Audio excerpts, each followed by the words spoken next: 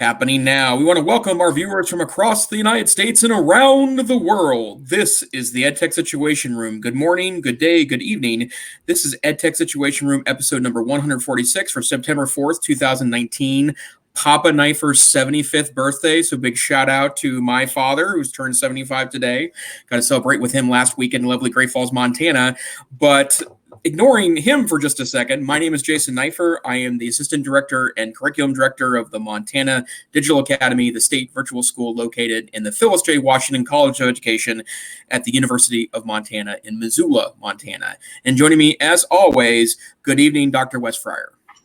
Good evening, Jason. I apologize to everybody for our delay. I had a USB-C charging crisis. I forgot my charger at work, and yes, I only have one of those chargers. I thought I could get this other thing to work, but yeah, not enough power coming for the MacBook Pro. So thanks to my wife, who has generously given up her laptop at the last minute and is foregoing an hour of work on tomorrow's lesson plans so that we could bring you tonight's show. What are we going to do tonight here, Dr. Knifer? Well, the EdTech Situation Room is a podcast that takes a look at headlines from across the techosphere and tries to shoot them through an educational lens. In other words, we want to find out what's happening in tech and then apply that to classrooms, whether you are a classroom teacher, an administrator, an IT professional, professional development professional, or one of the many varieties of people that help support students across our schools. You can see all the links we refer to and full show notes. You can download copies of the podcast at our website, edtechsr.com. And oftentimes, Wes and I tend to be a little verbose in the number of links we share on that document each week, many of which we don't have a chance to get to. So if you just want to see what's on our minds or things that caught our eye on any given week, that is a great time and place to do that. So again, edtechsr.com. But tonight, we want to focus on a series of headlines, lots of interesting things happening. We are kind of leaving the doldrums of summer where there tends to be less announcements about technology. There were a couple of them in July and early August regarding EdTech tools, but now we are going into fall pre-Christmas shopping season. And so there's lots of interesting technology news regarding new hardware. So Wes, where would you like to start us off tonight? I think I'll actually defer to you for the first article, since you have actually added a few more than I, and Sure. I'm tweeting out our live link now, so go for it. Sure. Well, I want to talk about probably the biggest news for Android nerds this week. Android 10 was released yesterday.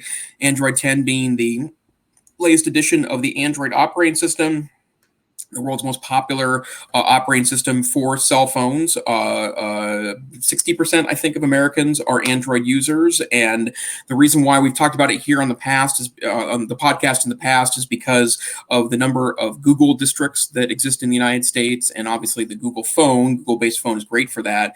Android 10 breaks away from Android's past policies of naming itself after dessert. Last year's Android offering was Android Pie. The year before that, Android Oreo. And this was supposed to be Android Q's year. And a lot of people speculate that both to show the advancement of the operating system and because there are really no desserts in the Q library, they decided to go towards this, boring but maybe mature notion of numbering the operating systems. Of course, a lot of the hand-wringing over the release of Android 10 has been around the fact that very few phones actually picked up Android 10 today, which makes it very different from iOS, which oftentimes means most, if not almost all working devices in the Apple universe tend to get the latest updates when they update to a newer operating system.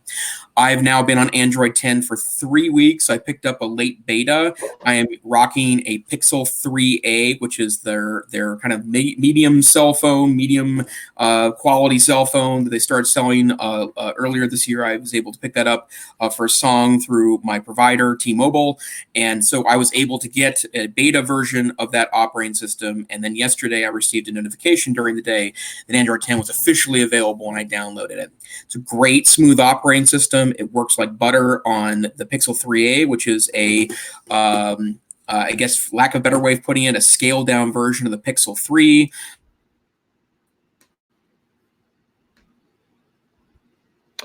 I do not know what just happened with Jason's audio. He has frozen. that one of the things that most people would probably like here is the privacy controls. And I have to say, I'm very impressed so far with the more granular privacy controls available on Android. I would argue, and maybe Wes would probably agree with me here, that iOS has been a little more privacy driven when you compare the two operating systems together. But I've received a ton of notifications in the last 3 weeks asking me to look at granular settings in individual apps that are accessing things like my local data and, more importantly, my location, and ask me what I want to do for that. As an example of this, Zillow, which is an app I use. I like to look at real estate prices. I also like to see where my house is in value. It's a hot real estate market in Missoula, Montana, and Zillow is a great app for me. But I received a notification yesterday that Zillow had been had access to my location. I don't want to put too much negative spin on this, but accessing my location, whether the app was open or not. And Android 10 then asked me, am I interested in having it only access my location when I have the app open? And I thought that was a great granular control that they're allowing to me. I very much see the value in apps having access to my physical location, right, or the location of my phone, but I should be able to control that and also be able to determine whether it's all the time. For example, I'm a Tile user. Those are the little tiny Bluetooth devices that you can stick onto things or put inside your bags to be able to track their location and find them where they're lost. It makes sense to me that Tile would like my location all the time. It doesn't make as much sense to me where Zillow wants my location all the time. And so giving me that access as the end user puts a lot of power in my hands. I'm really excited about that. A couple other articles that I want to point out. A great review in Android Central on September 3rd about whether your phone is likely to get Android 10. Part of the problem with the Android ecosystem, and there's a great review of this issue from this morning's Verge, where they talk about the Android update problem, is that individual manufacturers of phones are responsible for updates, which are then handed on to carriers, which may or may not roll out updates in a timely manner. And so for me, my recent phone that I really loved was it was a LG V20. It's a 3-year-old model now. It's the last major flagship phone that has a removable battery, which is why I liked it. It allowed me to do things like put a massive size battery on the back of the thing when I travel, 10,000 milliamp hour battery, which had at least a 36 hour, if not a 48 hour battery life, even when I was traveling. But that phone stuck on Android 8. It got Android 8 a year later than Android 8 was released, and it still hasn't got Android 9, even though that's the promise, is 2 major updates of that phone. And there's a great review of manufacturers there. As it turns out yesterday, the only phones that picked up updates were the Pixel phones. That's Google-made phones, the 1, 2, 3, and 3A in the smaller size, and the so-called XL models, the larger models. And then, very interestingly, the Essential phone also received Android 10 yesterday. The Essential company is a company that was started by the founder of Android, who had left the company in some scandal, I'm sad to say, but then started his own company, the Essential phone, which was a beautiful phone that was sold at a significant discount, has had a lot of camera problems. And so although that phone has been awesome about updates, it has camera issues. So if you are part of the Android faithful out there and are looking at Android phones or thinking about upgrades, take a look at phones that are likely to get the Android 10 upgrade. I have to say I loved Android 9 or Android Pie. It was a great update. Android 10 feels a little more step forward as opposed to giant leap forward, but it's still smooth, nice, very advanced, and I would say sophisticated operating system for your phone. Is the Essential phone dead in terms of upgrades? Because wasn't there stuff that I read as far as that they were rumored they were going to come out with a new one, but they haven't, and so right. That's you can't get a new one. So yeah, you can't you can get a third market new one. There are plenty of those available. You can buy well actually we may tell you later this is actually a scam, but you can buy them on Amazon, and they are still available. They're about $400, and it's totally high end specs. It's a really advanced phone for the price that you get it for. So the fact that they released an Android 10 update yesterday says that someone is still around at the Essential office doing those updates.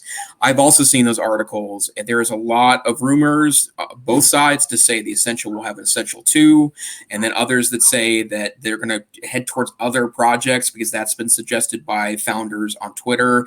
I will say that if Essential does come out with an Essential 2, I'm trying really hard to stick with this phone for 2 years. That's hard for me because I jump Android phones pretty frequently. But I will say that an Essential 2 phone would be a huge temptation for me because of the high-end specs mixed with the fact that they release security patches and big Android updates as soon as the Pixel phones are. So we'll have to see. Okay. Well, I have a segue to that, which is actually a blog post, but related to smartphones. And one of the best posts, and actually Twitter conversations that I've seen around this in quite a while. And so, by the way, if you want to access these show notes, you can go to edtechsr.com/links. And this, and we want to also invite anybody who might be viewing us live to definitely comment, whether you're on Facebook Live or you're on YouTube. We can actually see your comments.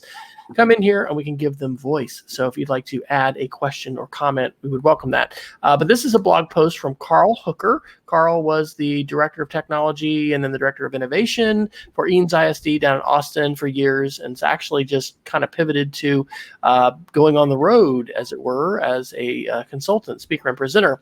But his September 1st on his blog, Hooked on Innovation, is called "What Opportunities Are Lost When You Ban Technology?" And the tweet that kind of set this off has 720 likes and 244 retweets, which is pretty exceptional in 5 days.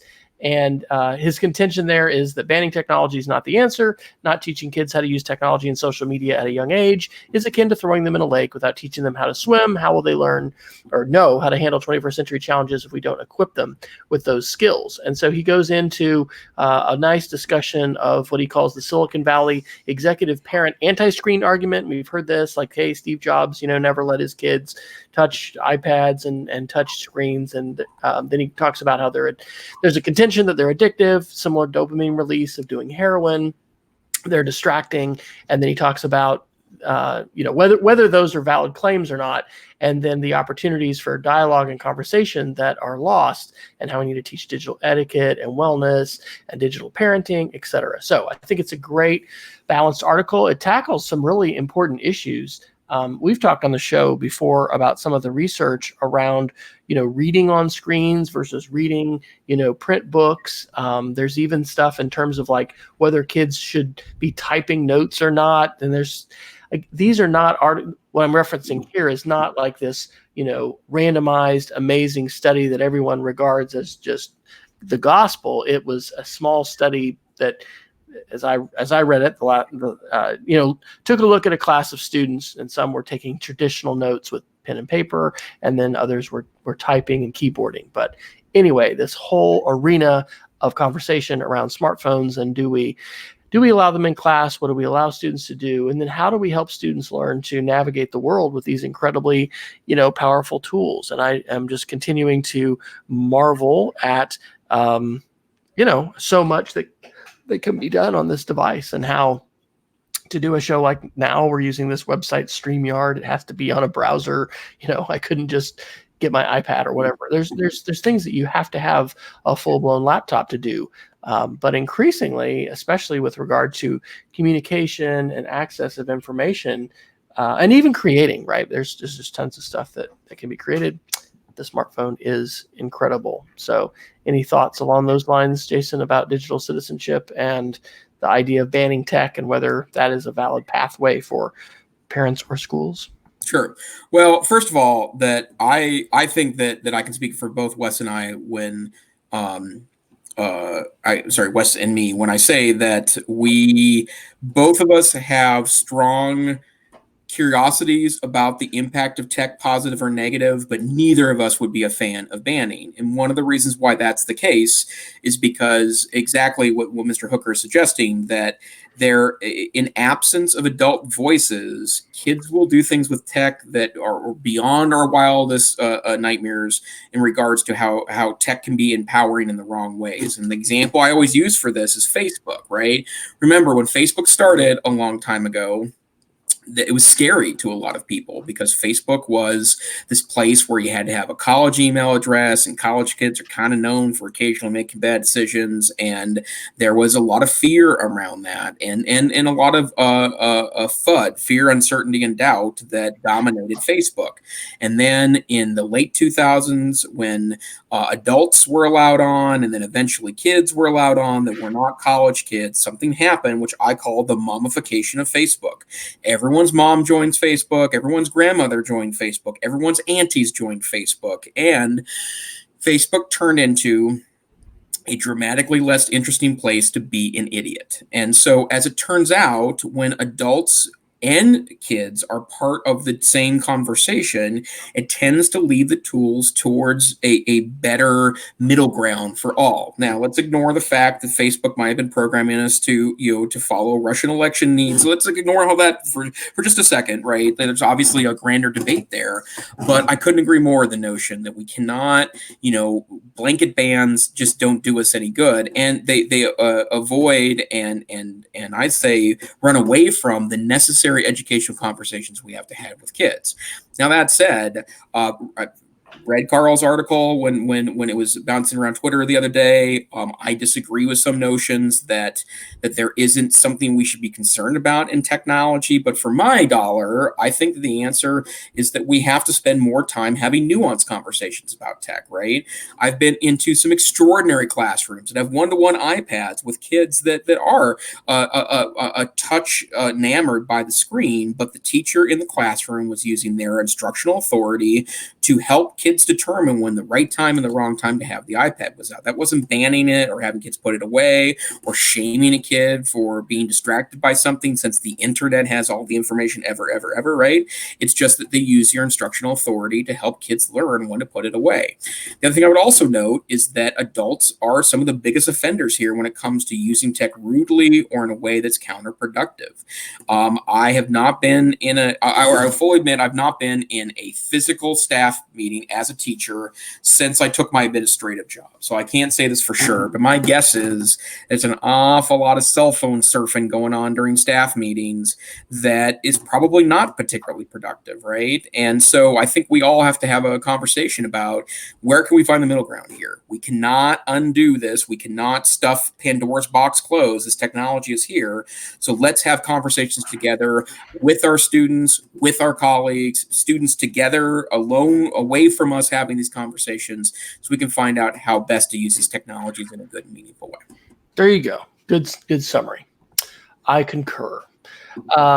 What would you like to go to next? Well, let's talk about a little Apple stuff. Again, this goes back to the fact that we are now heading towards Christmas time, and Apple fans are looking forward to September 10th next week, where new iPhones will be announced. And I do think this highlights the extraordinary expense of these devices, in that I just don't know a ton of people that are waiting with bated breath for there to be new iPhones so they can upgrade. I know a lot of people in the 7, 8 range that are like, maybe they'll update, maybe they won't. And their update isn't to the newest, latest, greatest. It's actually to a year or 2-year-old generation of iPhone. But exciting to hear that Apple is headed in that direction and releasing their new phones, because I think that gives us a good sense of broadly where Apple is going as a company. Wes, are you and your family ready to put 5 of those in a cart and send them your way? No, and I think some of the implications that we're going to have for this is I don't think Apple is, well, this is maybe controversial. I don't think they're going to have the profits coming out of smartphones with the trajectory we're having. We shared on the show a week or so ago, study that or whatever survey that a lot of folks are waiting, 4 or 5 years to be renewing their phone. So, I'm on a 7 Plus. Our youngest daughter is on a 7, which by the way was a used 7 that we bought for Christmas off of Swappa for about $200. That was a deal.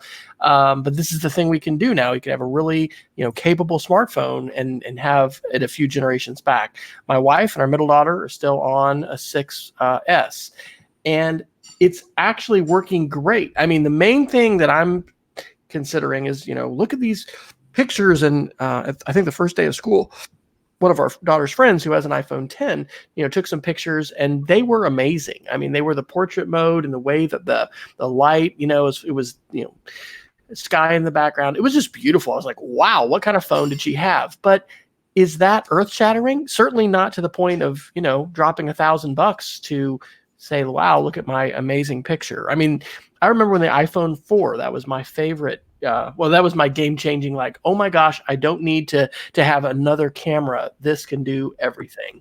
And so it was pretty spectacular. So yeah, I think personally that in general, it's a good idea as a consumer to not be just chasing, hey, I've got to have the latest thing. I finally did, jump and get the Apple Watch, but I went for the Gen 3 model. It's great. I don't think we have to have the latest tech. So shocking. Yeah. But you can do it if you've just got lots and lots of extra money. But functionally, I don't think that is. It's hard to make a persuasive case to say I've got to have this in terms of the latest smartphone or fill in the blank. Well, and then I think that gives a good segue to we had mentioned this article a couple weeks ago where Apple was starting to turn on functionality that noted when you had a third-party battery that had been replaced by a non-authorized repair outfit. And I two things I want to mention about that. A shout out to Peggy George, who is our kind of audience moderator, who pointed out, and she's absolutely correct, that even though I was complaining about the lack of Apple stores in my general area, that an authorized repair outfit would be a good option for me, and Mia culpa, she was absolutely correct. But I would also add that it seems to me that Apple's starting to realize that, and they had a very interesting press release. This was on August 29th. They noted that Apple is working now towards offering more independent repair shops, right? Whether they're, and they use this term, big or small, that want to get access to Apple materials like repair guides, and then more importantly, the authorized parts for them to be able to then repair iPhones officially, right? With official parts, with official knowledge, so that you wouldn't get a notification from your phone that you have a non-authorized battery. I think it's really good news. And I think Apple's recognizing two things, really. That first, their equipment has never been known as dying after a year, right? I know, well, in fact, I know a couple people now that are rocking 8-9-year-old MacBooks. I'm talking about like plastic MacBooks, right? That model, and are quite happy with it, and it's going quite well for them. They're starting to run out of operating system updates, unfortunately, because Apple's starting to depreciate what they will update, but the computer's still quite functional.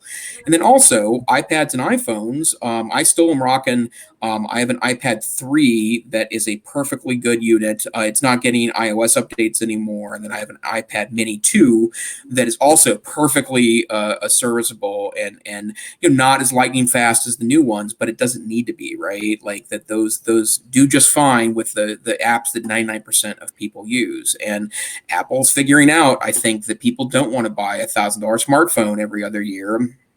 They would probably prefer to keep their phone for 4 or 5 years. And you got two geeks on the call tonight. I work with a couple geeks that also aren't upgrading, right? If anything, they're buying used Apple Watches, and I'm looking at a couple used iPads for my parents, right? And that marketplace is good enough. So I think that you're going to find that everyone, I'm not just talking about Apple, but all manufacturers of tech objects will figure out at some point that paying $1,200 every 2 years for a phone is just not the standard market. Yeah. And Apple's making a transition to services, right? Yeah. And they're wanting to recognize they've got to diversify, and any company is going to need to be agile. And they're also, very much looking at, markets outside the United States. But, curiously, those are not typically, if you look at India and China, markets that are just the growth potential there is not just in the high end smartphone. We'll say Right. that. And so looking at how they're going to, price things and stuff like that is important. Your story about how many screens you have, and that reminds me of teaching today. So I'm getting to teach a couple classes a day now for 5th and 6th grade. And I like to start class off on the carpet, sort of in the front of the room underneath this projector. But today I actually had my iPad that I was projecting to a television, and I had my laptop because I had been editing a web page, and then I had my phone. So I had these 3 screens, that I was actually, using for different things, and sign of the times, right? So I don't think that, I'm going to be giving up any of those screens anytime soon. And I think it's a great day for consumers. And it also, I told this to my students and repeated, it's the most exciting era of human history ever for so many reasons, especially if you are interested in ideas and you're interested in collaboration and you're interested in learning. Yes, it's fraught with danger. Yes, it's fraught with challenges, but wow, what an incredible day we have with these powerful tools, which are not just, limited to the few who can afford the room size, IBM, yada, yada, yada, whatever. We've just come a long way pretty quickly. Right. Well, and then also, just for all of you that got your start in the 70s and 80s in computing, and people were kind of looking at you with a side eye, and you said, someday everyone's going to have a computer. Well, you win, because that's true, right? Like, we have devices in our pocket that are as powerful as desktop and laptop computers, and certainly more powerful than the room-filling computers that, Wes, you're referring to. So, yeah, it's a tech-driven world. Absolutely. Well, sometimes we do talk about the downside or the challenges, and I'd like to actually talk a little bit now about deep fake videos and media literacy, because we have talked about these on the show, but this last week, an app was released in China, and you have to have a Chinese phone number in order to download this app. And the articles that I have dropped in are from the BBC News on September 4th. Deepfake app causes fraud and privacy fears in China. From the Washington Post on September 3rd, viral Chinese app Zao, that's spelled Z-A-O, puts your face in place of Leonardo DiCaprio's in deepfake videos. And then an older post from the Washington Post again, but this is from June 12th. Facebook wouldn't delete an altered video of Nancy Pelosi. What about one of Mark Zuckerberg? And I'll just say, by the way, it's not a Geek of the Week, but go to that link and watch the deep fake video that somebody made, because people were mad that Facebook wasn't taking down this fake video that somebody made. They altered it of Pelosi that made her look drunk, but she wasn't. And so that's really sort of prophetic for what we're going to see in terms of the way that media will be manipulated. It is being manipulated now to try and shape public perceptions for elections as propaganda. And so this app, Zao, that came out, multiple things about it. So number one, there was an app called, was it called Face? What was it called? Face Swap. There was one that came out a few weeks ago, and the privacy stuff was, oh my gosh, you realize, you're going to give people all this access to, basically, you're going to grant unlimited access to your face for people to do whatever they want, the company to do that. And let me see if I can find that. It was called Face App. So that was something that similarly used artificial intelligence. That was one that aged you, and it made you look older. So if you were seeing pictures of folks on Facebook or Instagram or whatever, or if you're younger on Snapchat, and here's me, when I'm 30 years older, people didn't read the fine print. And once you've, heck, we're giving away our face right now, probably, here through YouTube in terms of video and the photos that we've shared. But what this app in China allows people to do very readily is just in a few seconds, be in a clip that was from a Hollywood movie. And what it shows is how quickly this technology has advanced. And again, this is a warning sign. These are like red flags going up, right? Because we're about to have another presidential election in the United States. There's elections going on all the time somewhere in the world. And so the day is over when you can look at a video and trust that it's authentic, just like we're in the grocery store aisle probably, and you've got some kind of tabloid magazines and newspapers that are still there. Not even the tabloids, right? Any magazine pretty much is going to Photoshop, airbrush, blemishes in people's face and those kind of things. But, one step further, now we have video that's going to make people say whatever they want. So that Zuckerberg example video, I think I'm actually going to share that one with my students. I mean, I'm teaching 5th and 6th grade, so there's some good videos in the Washington Post article and then that first BBC article, but they also reference porn and revenge porn and the way in which, ex-boyfriends, for instance, are taking pictures of their, past girlfriend, and then they're being able to create a fake porn video, which then they circulate and use that to, in revenge porn to get back and hurt. And so it's bad. So I guess thinking about the Carl Hooker video or article that we discussed, about banning technology and then the whole digital citizenship conversation, I think it's really important that keep a balanced approach. We are going to hear, and parents are going to continue to hear and talk about, these kinds of technologies and tools. It's going to continue to pose some real challenges for media literacy. How do you know that video is authentic? We see this happening now with war zone, pictures. Like, hey, was that really a video coming out of Syria this last week, or was that something that had been manipulated? Even the stuff that's happening in the Amazon, right? There was an article, and I don't think I put this one in the show notes, but, there were people that were grabbing videos of fires, but it wasn't actually from the Amazon. It was being repurposed. And so, anyway, these articles highlight the continuing advance of technology and the ways in which deepfake videos are going to not only just be something cute and, oh, look at that, isn't that funny? It's going to be something that will be utilized as a propaganda tool and to try and sway, public opinion about things. So, Jason, I know the privacy issues here are important. That's also brought out in the article that originally the terms of service gave this company in China unlimited rights to do whatever they want to. Do you have any advice or thoughts about not just in terms of service, but app permissions? When you install a new extension in Chrome, when you install a new app on your phone, a lot of times people just, oh yeah, da-da-da, and they're just clicking. So any thoughts about that aspect of these apps in this story or about deepfake videos? Sure. Well, I mean, I think part of this has to be an educational component, right? This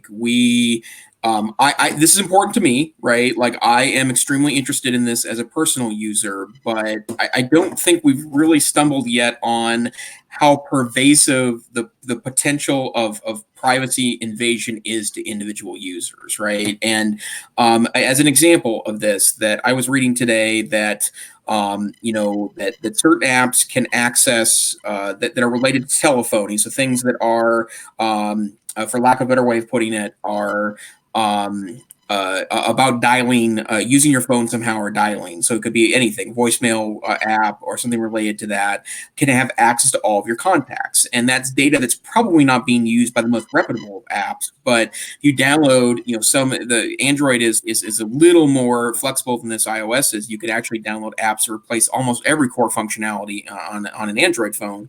And that's all something that you should be both aware of. And then you need to make decisions best for you and need to be empowered as a user to do that. Now, that's something that it's one thing for, someone like Wes or myself to do that, right? Because we have some, intellectual curiosity here, and we've also both had our hands on keyboards for going on 4 decades now. So, we are very used to that and very interested in that as a concept. But the super bottom line is that the typical user isn't. And so I think acknowledgement of the difficulty of this, I think utilizing resources, right, helping our individual end users, whether it's parents, family members, students, colleagues, neighbors, to be able to do this, I think is super important.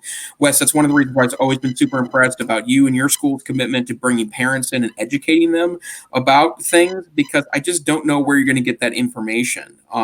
There are some great, I think that the broad category is mommy bloggers that are, parent bloggers that do this kind of stuff, but you have to go out and find that, right? And in a lot of cases, a lot of those folks have great data, but they're kind of preaching to a choir, because who goes out and seeks out parental advice on apps if they don't already know, that they need to be concerned about that. So yeah, I couldn't agree more that it needs to be a critical issue we keep attention to. And, media literacy, obviously it's a big passion for you, Wes. It's something I'm super interested in, both from a research standpoint, and also I'm a former debater myself, as are you.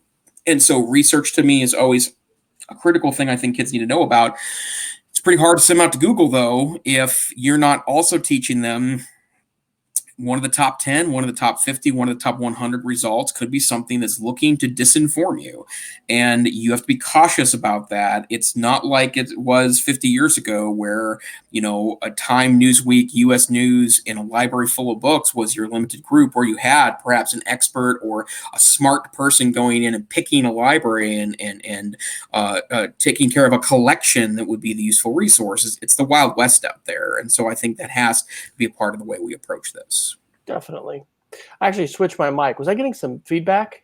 Yeah, you sounded kind of like a robot. So I'm convinced that maybe you are a robot, but in this particular case, you let your digital voice cord show.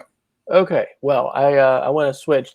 We got some carpet in our house, and so everything is different as far as where I'm at. So Sure. Thank you, Marta. Marta, I think joining us from Tegucigalpa, Honduras. Pretty cool to have the international audience here. Well, we've got about we started a little bit late, so we'll go a little bit past the top of the hour. But I'd like to hit a few more articles. Why don't we look at a couple security ones? I saw that you had put the stuff about Jack Dorsey. So Jack Dorsey, Twitter CEO, had his account hacked. That was covered by The Verge on September 4th. And then I think you put this article about 103 takeaways from the hack of Jack Dorsey's Twitter account. I had read Spam Nation, let me think of his name. Gosh, author of Spam Nation. Gonna Google, what's his voice? Brian Krebs, leading security researcher. One of the things I read Brian say was, immediately you need to disable SMS as a validation option for your two-step on your Twitter account, and then you need to just use an app or some kind of a smart key or something else.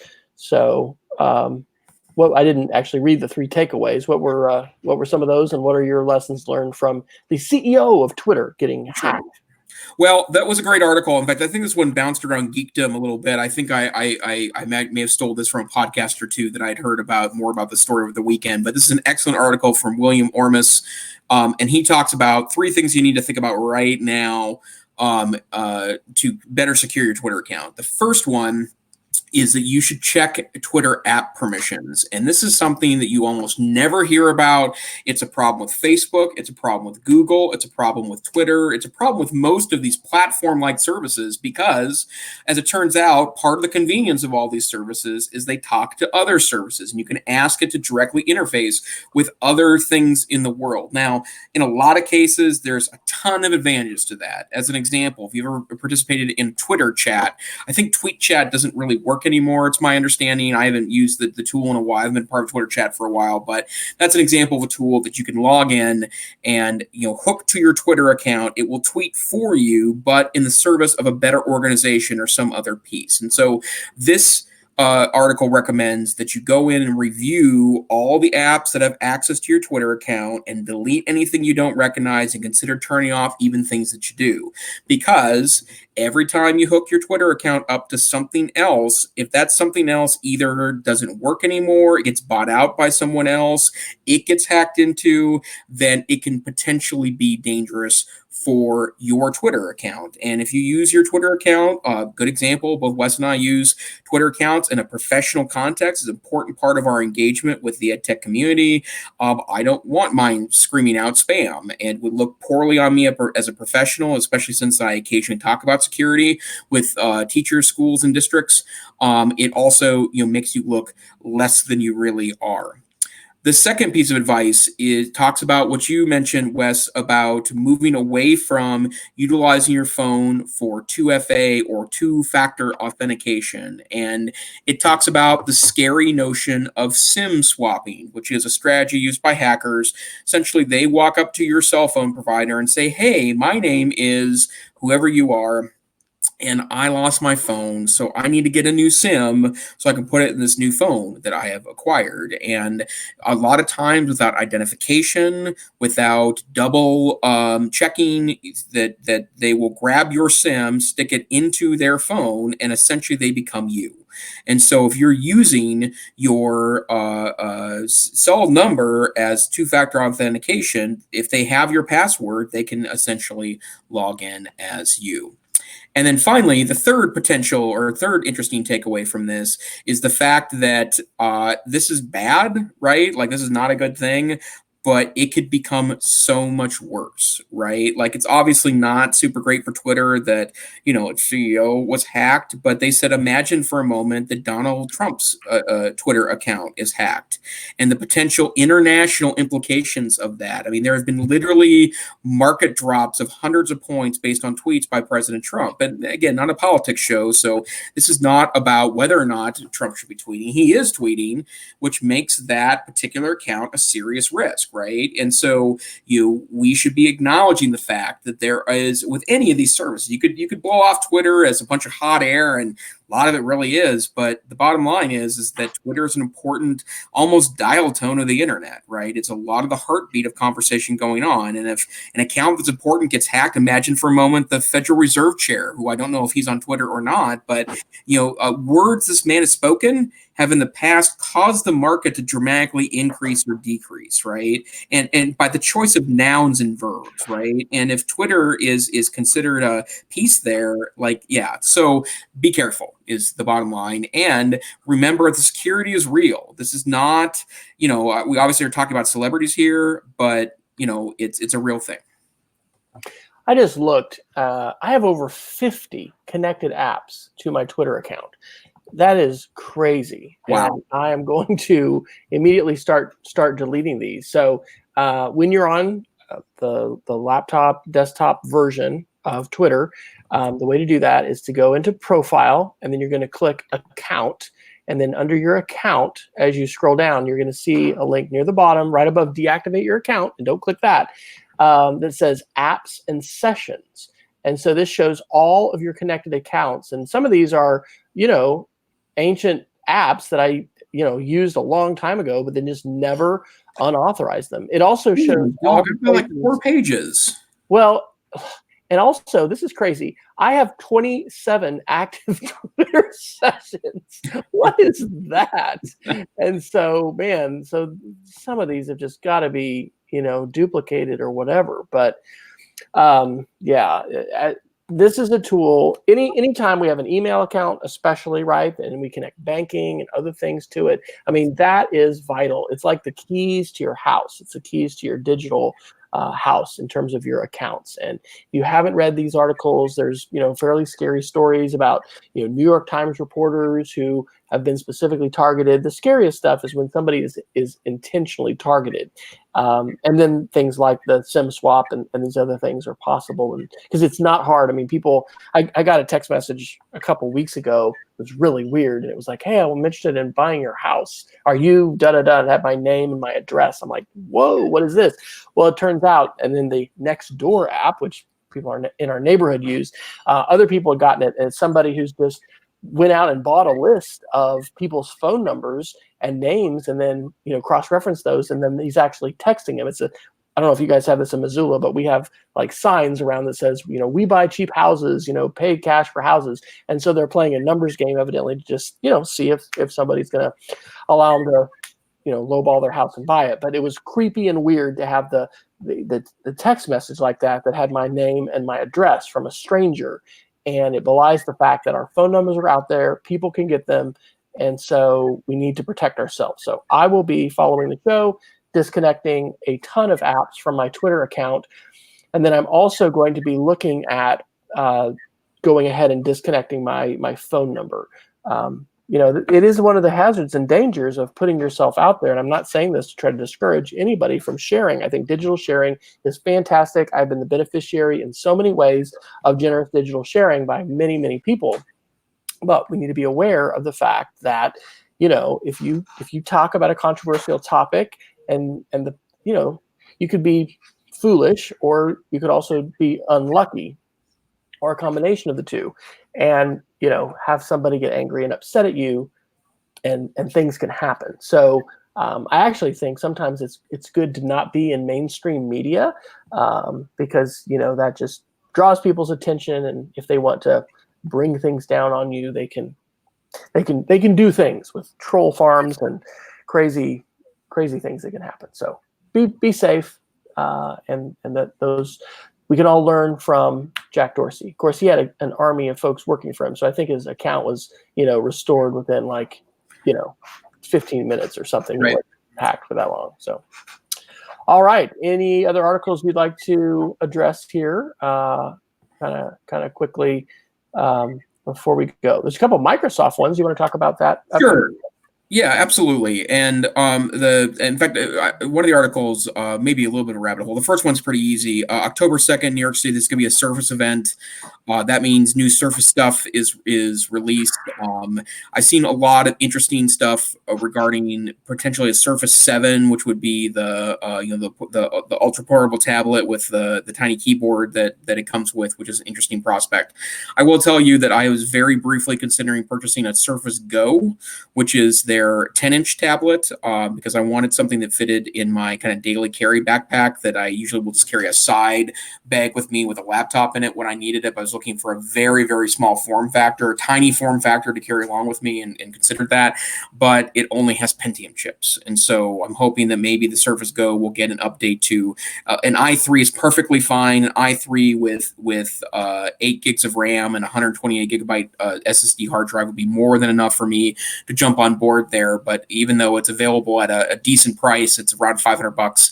That's a no for me on the Pentium chip. But hopefully more interesting pieces there. The other one that you shared, Wes, and I have kind of a different reaction. You shared a Forbes article, which warning issued for millions of Windows 10 users. And as I'm sure no one is really shocked, Microsoft still can't figure out its updates, and it's turning into kind of an every cycle issue.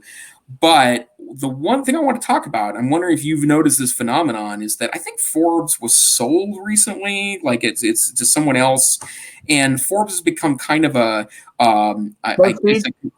say it again. BuzzFeed? Well, yeah, like a contributor model where a lot of their writers aren't Forbes writers. They're just writing under their piece there. And man, there is a lot of panic-driven headlines from Forbes now. And that used to be the gold standard for news, especially in finance and in the world of money. And now, like, the article's true, right? I went through the article. There's truth in it. There are some real issues. Windows got updates, but, it's a little panicky to say that, warning issued for millions of Microsoft Windows 10 users, sound the alarms. And, I found that to be pretty interesting. And, all the companies we deal with, Google, Microsoft, Apple, Facebook, Twitter, I mean, they all have stuff that goes on. They probably could be, there's a factual headline about, oh no, the chief CEO of Twitter got hacked into, none of us are safe.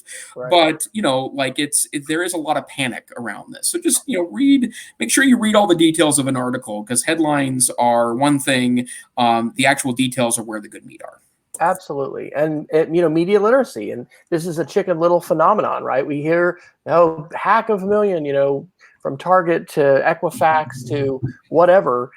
Yes, hacks are happening and they're real, but we shouldn't, allow that to become so normalized that we start thinking, hey, it's not real, or it's not a big deal, or I don't need to take important steps to try to protect my information and my passwords and those kind of things. So we did actually make the decision to get rid of the Dell all-in-one computers that we had in what was our language lab. Now it's our media lab, and that's where I'm getting to teach. So I've got, iMacs that are about 5 years old, but they have solid-state drives, and it is great. I love, by the way, not only the fact that we got the solid-state drives in, but we've got the guest user working in there, and that is just so great in a lab setting where kids are coming in, not to have, wallpaper changes, persistently saved accounts, all these kind of things. Because if you want to go back, if you've been listening to the show for a while, or you want to go back into some past episodes, I think you'll find some serious whining on my part when we were dealing with Windows 10 updates, and we hadn't updated firmware, and we actually had displays, almost get bricked, and it was a real nightmare. So the meat of that article, which I agree with you, is not really, the headline doesn't necessarily lead you there, is Microsoft's got to figure out its update cycle, and from a school standpoint, schools need to be really aware of this. I have found in general with Mac OS and definitely with Chrome, like I've never seen Chrome users get burned by just leaving your Chromebooks on a renew update cycle. Right. We have that setting in our Google admin console where our fleet of Chromebooks, which has, I think 200 and something, 260 or something, when a new update comes out and it's out of beta, but it's mainstream, they randomly update. And so it's not like all of them hit at once, but that is an absolutely beautiful thing about Chrome. And it may not be affecting millions of users and people are just going to, have a crisis. I think this one was actually a CPU slowdown. Right. But Microsoft needs to figure this out because it's really important. And as IT professionals, if you're in the place of making a decision for your school organization or it's at home, the watchword for Microsoft is really be wary and hesitate. That's unfortunate because security typically means, hey, I want to keep everything patched because I've got there are vulnerabilities out there that could be exploited. But word to the wise, and it's also definitely a little media literacy lesson there for people to not be swayed and panicked by the headlines, because in the attention economy, that is what people want to do, is to get our attention, and that may or may not be giving us an accurate perception of the world. Right. Well, and one quick note, I will say I'm a Chrome OS guy. Like it's 80% of my time is on Chrome OS. That said, I do have a desktop at home that my strategy is always to wipe and reinstall Windows when there's a new version of it, because upgrades have been a little problematic for me. The latest version of Windows, which is 1904, I think is the number for it, is a beautiful piece of software. But right, like the problem, of course, is that it's going to be updated again this year, and the updates just feel risky to me. And so, yeah, be cautious out there, folks. I love this about StreamYard. We've got the time that we've been in the show up in the corner. So we did start just a little bit after the top of the hour due to my own USB snafu there. Shout out to Marta, who did catch the episode live. Yay! We're glad to have you join us and being able to. I'm continuing to love StreamYard. So shout out, as we've got it in the show notes, but to both StreamYard, which is what we're using for our broadcast studio, and then to Restreamio, which is what actually takes this stream and sends it out to both Facebook and YouTube Live. Maybe we can pick up a couple articles there under Buyer Beware, and then we can do some Geeks of the Week. I put in the second one, which is from Wired on August 30th. Unlicensed signal boosters get a boost from Amazon. So, cell phone coverage is, really kind of varies depending on where you are, and it can be spotty. And there's a reason why the FCC here in the United States has rules and regulations that they enforce about the kinds of devices that can send wireless signals into the electromagnetic spectrum. Because, as a small example, if you've ever been in a location that has a microwave oven and you're trying to do Wi-Fi, this was particularly true in the early days. I think with 802.11b, we've gone to higher frequencies, and I do not know myself exactly to what degree. But in the early days with those bands, there were things that were causing conflicts and could cause some serious issues. So Amazon has been criticized for allowing folks to sell some signal boosters, quote unquote, that actually do not function as they should. And so this article talks about people who had AT&T representatives, I think Verizon representatives, literally show up on their doorstep saying, hey, you are running some kind of a cell tower signal booster, and it is wreaking havoc on the neighborhood. And so people are having to shut these things down. I don't know if you remember the term war driving, but I think that refers to people driving around with a laptop trying to see who had open Wi-Fi and who they could get into, and could they do something on their network. So anyway, this is pretty interesting as far as Amazon and the way that they have to police their marketplace, and in this case, make sure people aren't putting up a cell tower, as it were, in their house that is going to basically, in many cases, maybe unbeknownst to the buyer, cause more interference than it actually, does signal strength to be able to help out with. You want to talk about your Verge article about the imposter sellers there?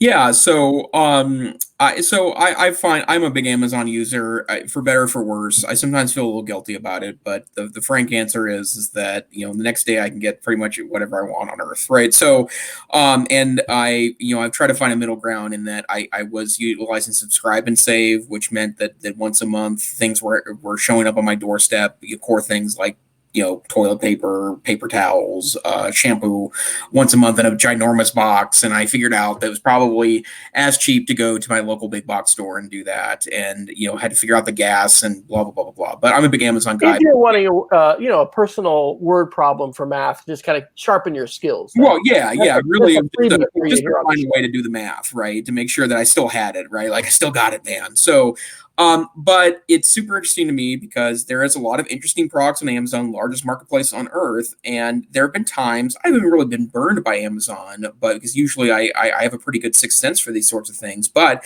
there's just a lot of products that end up being weird and offered that are really trying to scam you. And this article goes into really great detail about how even Amazon's own products have been hijacked in order to try to sell third-party items that aren't up to the same quality and take advantage of the reviews of previous items. And I'm super interested in that notion because that in the same way that we talk a lot about media literacy on the show, I think there's a little bit of shopping literacy and some savvy that needs to go into things. Oh, absolutely. But obviously, Amazon has a big problem here. It's the world's largest marketplace, and which is, if it's not the top or the biggest company on earth, it keeps trading with Apple and sometimes Microsoft for that title.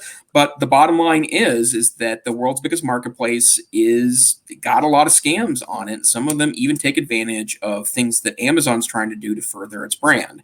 I would also note that, and I don't think it was this article that talked about it. There was a few others today I consider putting in there, but it's kind of a rabbit hole once you start thinking about it. But the other piece that's also true is that a lot of people perceive that the Amazon marketplace, it's not too big to, well, it is too big to regulate, right? And that part of its problem is that you've taken advantage of its market position for so long, and it is the critical providers of so many different kinds of products that it's very difficult to find out or root out scams as they exist. So interesting article. If you're interested in finding out how that process works, I encourage you to do that and be savvy when you shop.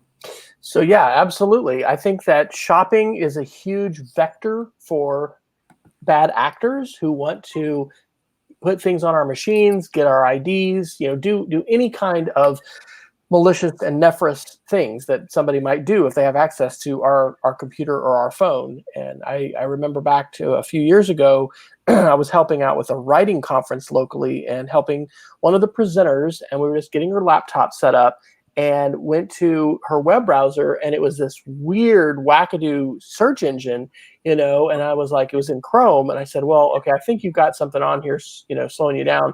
And so it was this, shopping coupon extension. And she's like, oh no, that's great. I love that. I get points for da-da-da. And it's like, this is probably malicious, and that's really a litmus test of just, have I been compromised? Is, if somebody is changing your default search engine to something else in your browser, that's a problem, and you probably need to wipe out your machine and either take care of it yourself or get somebody else involved to make sure that you are not being taken advantage of. But hey, this is social engineering, right? There's all kinds of ways people are going to try to get us to install things, click things, grant access, to go back to the Face app and deep fakes and all that. They want to have us not read the terms of service, and it's important that we try to be savvy about those things. Deactivate past authorizations like we were talking about on Twitter and other kinds of things, and then just be aware, be savvy to the kinds of things you are agreeing to, and especially if something weird happens, get somebody involved who can help you wipe your device, get rid of something if you have a slowdown or whatever. My wife, actually, we totally erased her computer 2 weekends ago because it was being slow, it was being wonky, and hey man, it's great. I don't know what was on it, but something was on it that was slowing it down. So, do you have a Geek of the Week for us this week, sir? I do. My pleasure to share one of my favorite productivity apps. It is Genius Scan, available for both Android and iOS.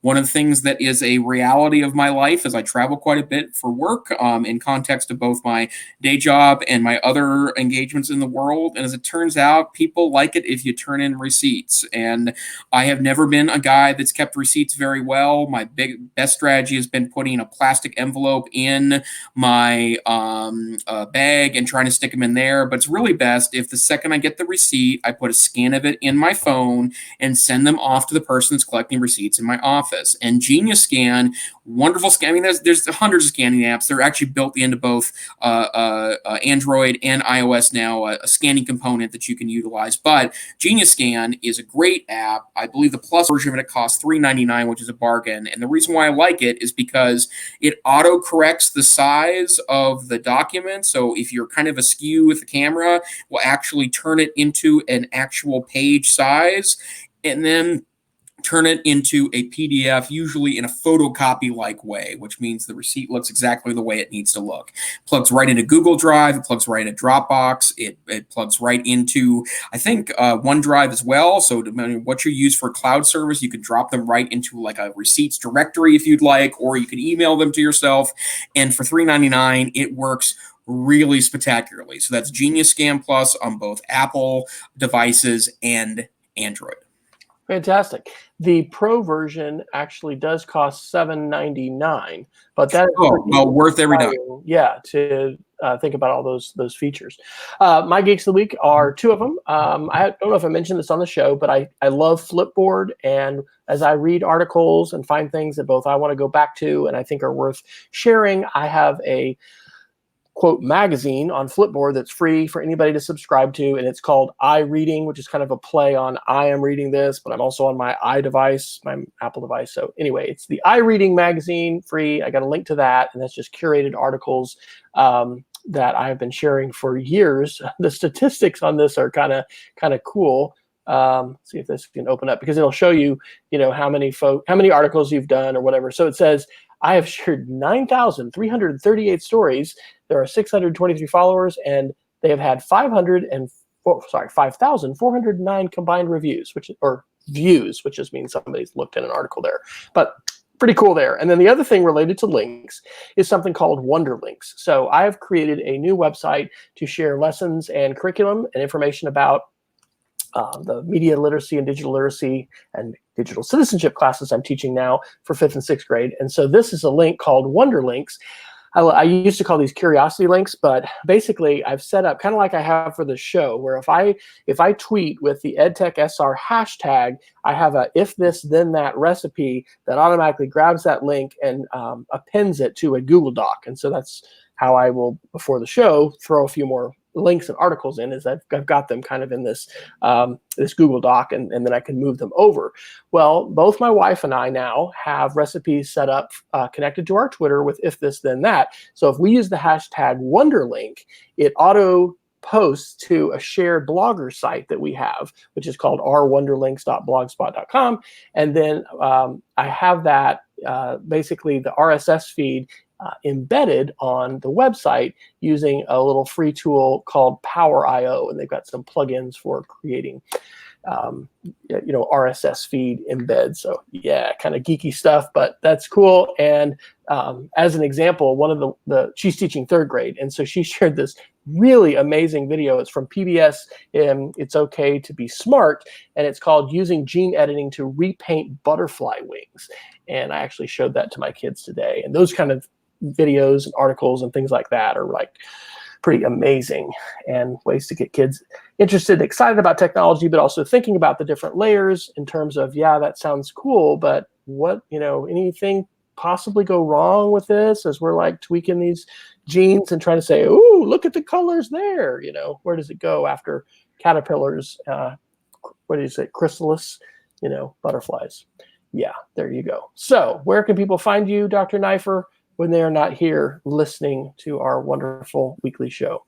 Well, I am on Twitter. I consider it to be my primary social media channel for professional chit-chat. I'm at Tech Savvy Teach. I also work with the Northwest Council for Computer Education, blog.ncce.org, and they are, in a few weeks, releasing session responses to folks that put in to speak at NCC 2020 in March in Seattle, Washington.